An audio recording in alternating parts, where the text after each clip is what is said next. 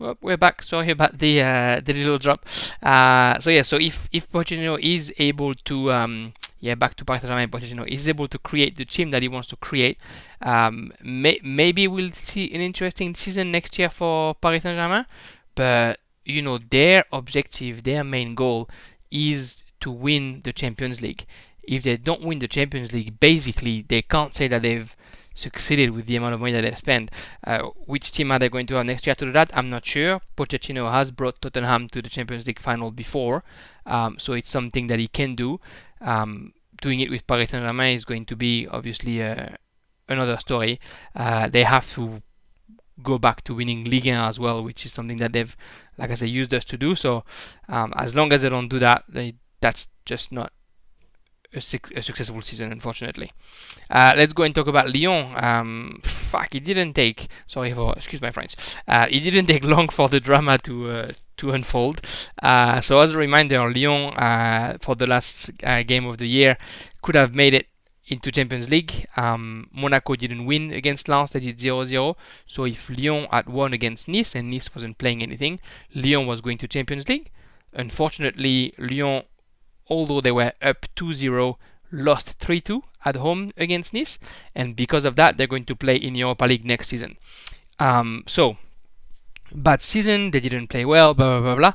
Right after the game, Rudy Garcia, the coach, and that's going to be an entertaining few minutes because Rudy Garcia has just gone from bad to worse after that game against Nice.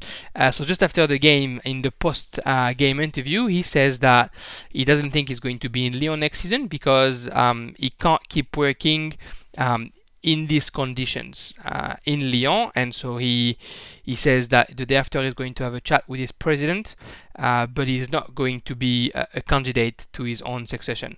Now, for everyone who's in the know, who follows Lyon, Rudy Garcia was definitely not staying after this season. Even if he had been champion, even if he had won the Ligue 1, I don't think that they wanted to keep him. So for him to say, I'm not going to be candidate to my own succession was a bit weird, and I guess he's an egotistic guy, so he goes well with the person that he is. But that was definitely weird.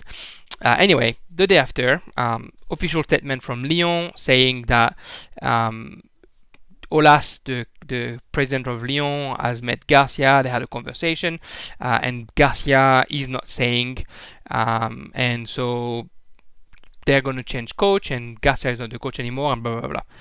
Hours later, Garcia writes a thank you note that he puts on social media. Until then, everything's sort of normal. You read the thank you note, he thanks his president, he thanks his player. He makes sure to not mention Juninho, who's the football director of Lyon, who's a legend in Lyon. He was such an amazing player when Lyon was winning everything.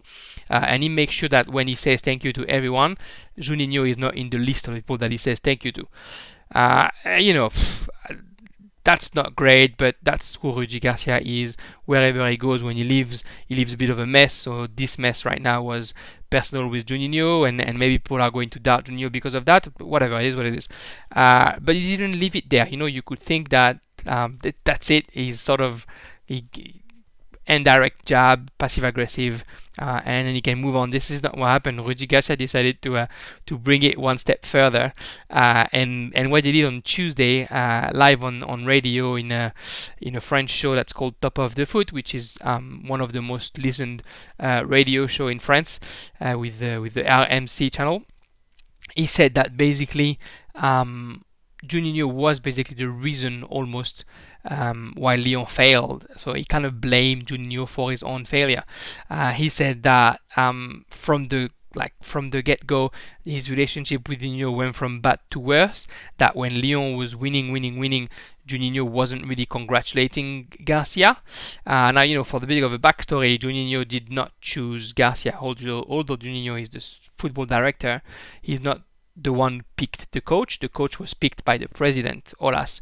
And at the time, there was a bit of, chat about this, saying that it wasn't very respectful from the president to find a coach without really asking the sporting director what he thinks. But this is also who that guy is. The president of Lyon has always been very involved in the football department, so it wasn't too much of a surprise. But